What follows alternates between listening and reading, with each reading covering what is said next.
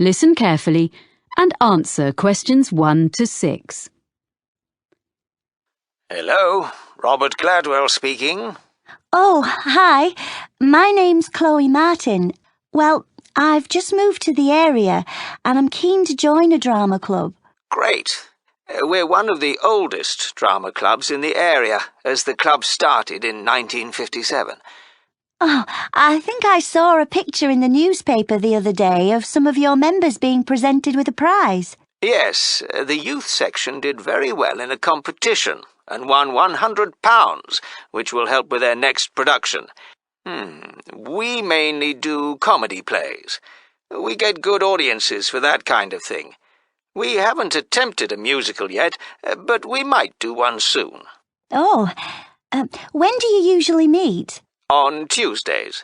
Well, presumably I'll need to do an audition. Yes, there were a few auditions last Tuesday, and we'll be doing more at our next meeting, which is in 2 weeks' time. That's on Tuesday the 12th of March. There'll be another opportunity 2 weeks after that, which will be on the 26th of March.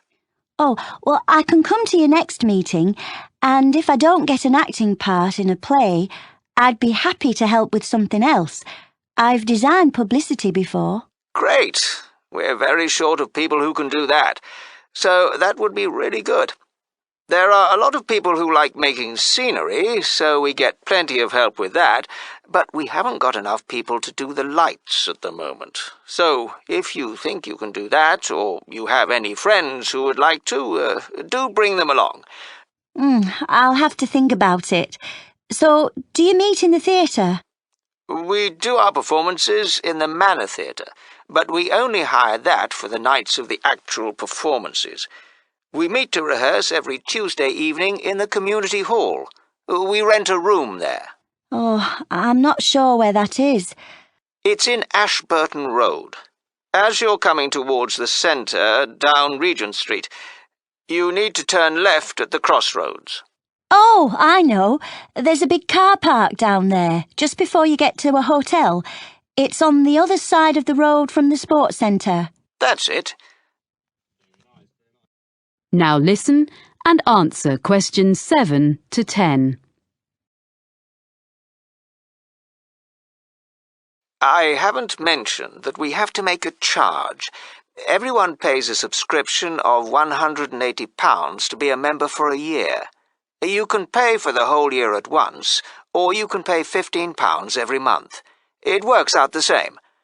That fee covers all the costs, like photocopying of scripts and producing the posters, but it excludes the costumes for the performances.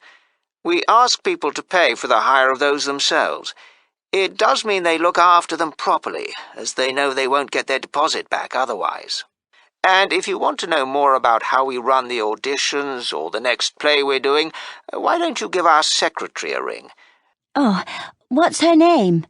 It's Sarah SAWDICOTT. That's SAWDICOTT.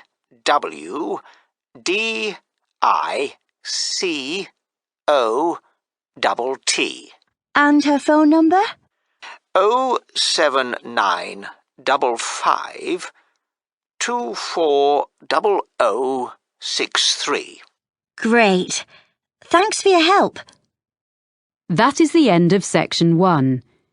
Section 2. You have some time to look at questions 11 to 15.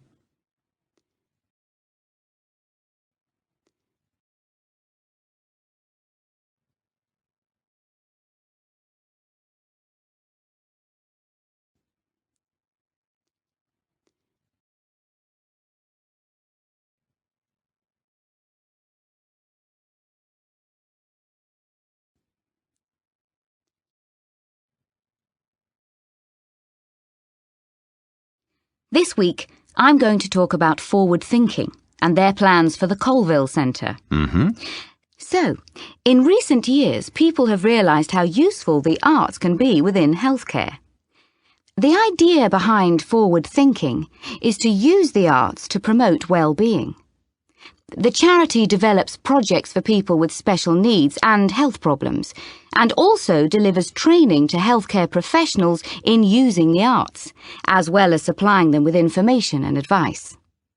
Forward Thinking doesn't just run art and craft classes to distract people who are ill, or recovering from illness, but arranges longer-term projects and courses, as it's been shown that the arts can bring all sorts of positive changes in patients, including benefits such as shortening the length of stay in hospital and reducing the amounts of medicine they need. I see. Forward Thinking has experience of working with a broad range of people, from young adults with learning difficulties to older people in homes or daycare centres and people with physical disabilities.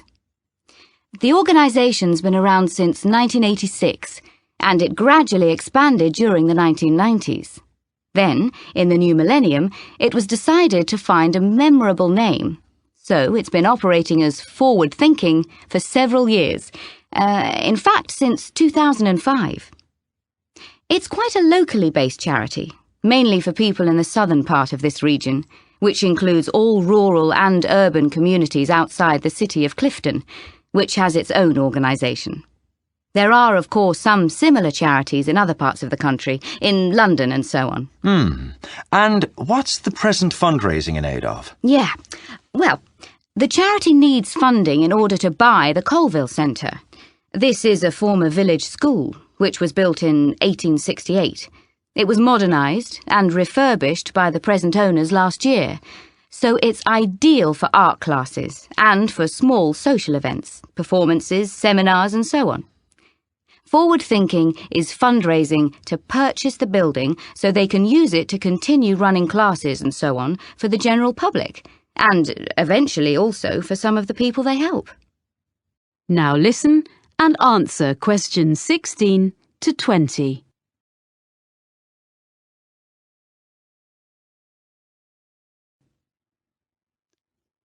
Right. So, can you give us a few ideas about what classes people might do there? So, for example, there's Learn Salsa with Nina Bellina's team. They say that salsa is an easy dance to learn. It's also an excellent form of exercise, according to Nina. And that class is for both men and women, of course. It's ideal for beginners and what they call refreshers. Then, another class is called Smooth Movers. It's with Kevin Bennett. And it's for you if you don't have the same energy levels as you used to when you were a teenager. It's a gentle exercise class, geared to the needs of whoever is in the group in a particular session. And Kevin is qualified to teach classes to people getting over injuries and so on, and balance training. Then there's a day called Art of the Forest with Jamie Graham, where you discover Upper Wood, a short walk from the Colville Centre, and learn how to design in 3D with natural materials. Jamie is an artist, with a background also as a country park ranger. Oh. For this day, youngsters must be accompanied by a parent or guardian, and the costs are adults, £40, under 14s, £10. But it's best value at £80 for a family of 4.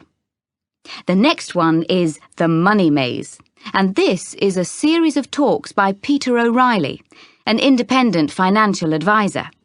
He gives advice on family finances, things like everything parents need to know about managing the costs of bringing up children, sending them to university, and actually also about care for elderly relatives.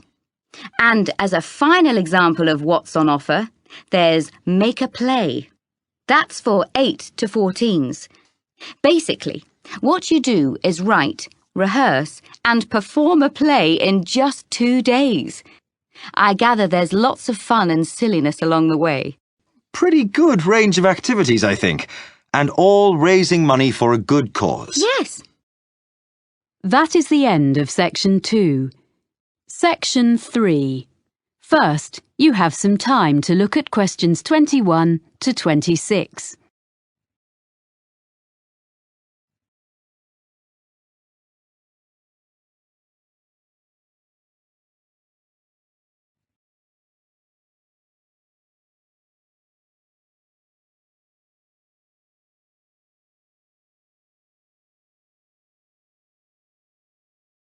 Now, Stefan and Lauren, you worked together on the assignment for your urban geography course, didn't you? Mm-hmm. I know you made a plan of what you were going to do before you went on the field trip.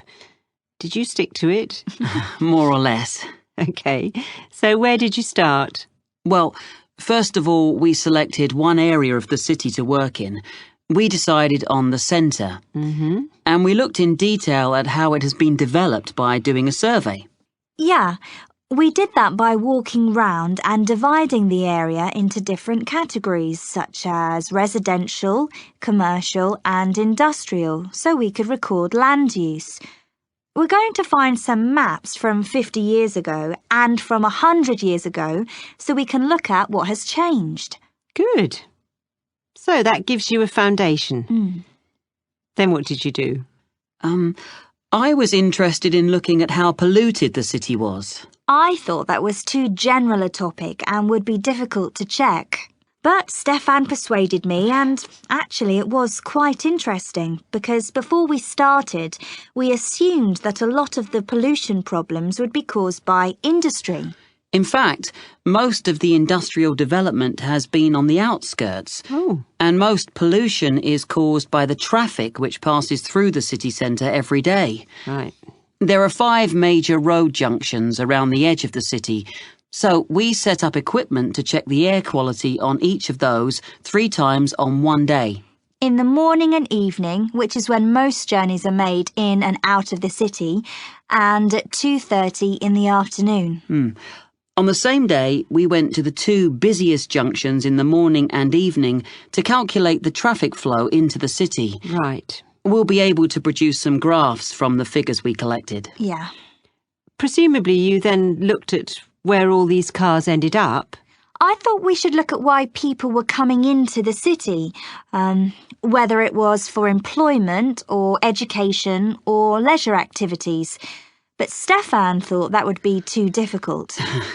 Because most people were in cars, it would be hard to ask them. Yeah. So we decided to spend an afternoon examining the parking facilities available instead. We established the capacity of each car park, and we spent an afternoon counting cars in and out, so we have an idea of how long people spend in the city centre. So, do you have evidence that most journeys are made by car within the city centre? We checked local government statistics to see if that was true, but they were inconclusive. Everything is quite close together in the city centre, and there are wide pavements, so you would expect people to walk from one place to another. So we chose a number of locations and we noted how many pedestrians passed a particular spot. How did you choose where to do that? Oh, we stood at 2 places in the business district. One in the shopping area, and the other was in an area where there are more tourists. Right. I thought it was really important to talk to people, so we carried out a survey on how people usually travelled into the city. We asked them about their usual means of transport. We found out that it varied according to why people were travelling. If they were employed in the city, they wanted to get there quickly, but if they were coming in for their leisure time, they didn't mind using the bus. That's all we had time for while we were there. Now listen and answer questions 27 to 30.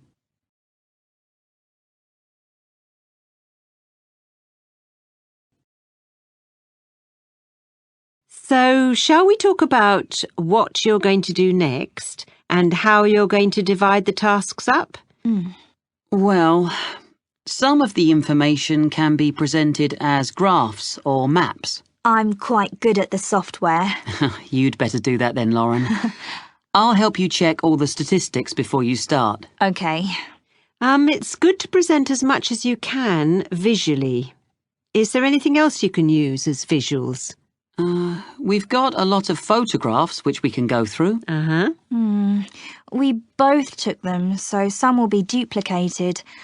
It's going to take ages to go through them all. Maybe one of us should just choose some. Well, it's better if you collaborate.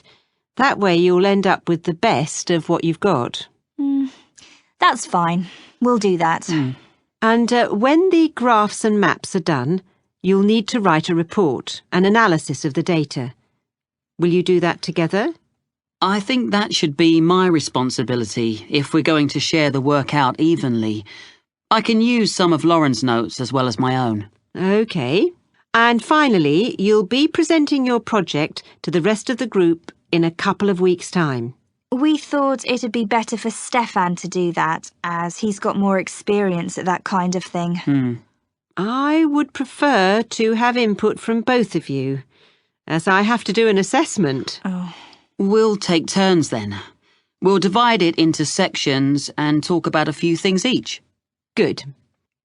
That is the end of Section 3. Section 4.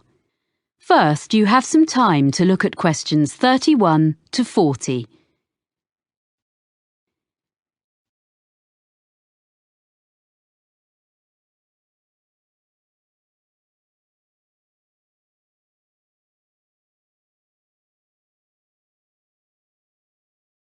So, we're talking about England, or more specifically, the region known as the Midlands.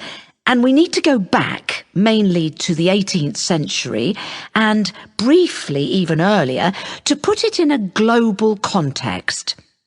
Now, at that period, the majority of the population, whatever their station in life, as you might say, were dependent for their living, in one way or another, not on the geographical location of where they lived, but on the physical characteristics of the actual land they lived on.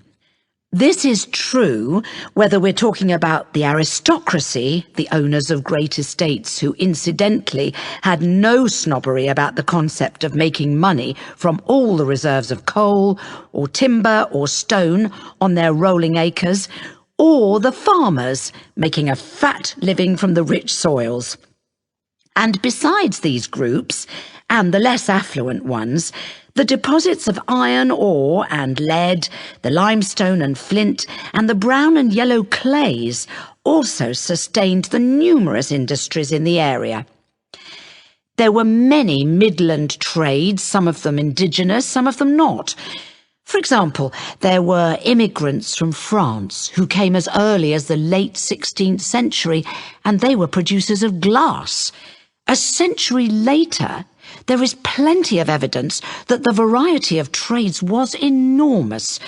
There was brewing in Burton-on-Trent, silk weaving and ribbon making near Coventry, framework knitting around Nottingham, and of course in Cheshire men dug the salt, as we still do nowadays even, which in that era was sent downriver to the estuary of the Mersey.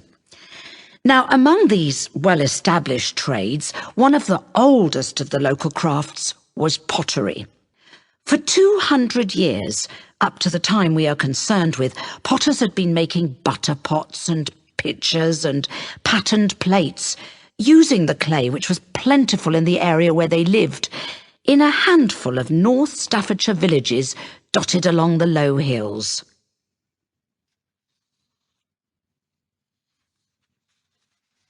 In the Midlands, in England as elsewhere, there had basically been two kinds of pottery. The first is still known as earthenware. Now, this was a bit rough and ready, but it was deservedly popular for several reasons. To start with, it was relatively cheap, so it could be used by most households. This was because it could be made from local clay without any complicated processing or added materials. From the potter's point of view, there was another reason for its cheapness. This was that it could be fired in simple ovens or kilns and at relatively low temperatures, so he didn't have to spend so much money on fuel to achieve the necessary heat. On the other hand, after one firing in the kiln, the problem with earthenware was that it remained porous, so had limited usefulness. So for most purposes, it had to go back in the kiln for a second firing before it became waterproof. And another thing was that it was extremely breakable. I mean, before it had even been sold. I suppose the potter wouldn't have minded so much if people just had to keep coming back for more every time they broke a jug or whatever, but it was very inconvenient because it meant there was a lot of wastage in the course of the manufacturing process. Anyway, for all these reasons, if people could afford it, and that would be all but the very poor, they would buy stoneware, a much tougher product. Now, for this, the potter used a slightly more expensive raw material, which was made by combining clay and flint, and this mixture was fired at a far higher heat, with the result that the ingredients vitrified. That is to say, in effect, the whole thing became glassy. And because of this, it was non-porous, and naturally this was regarded as a great advance. OK, so now we can go on to look at the age of innovation. That is the end of section 4. You now have half a minute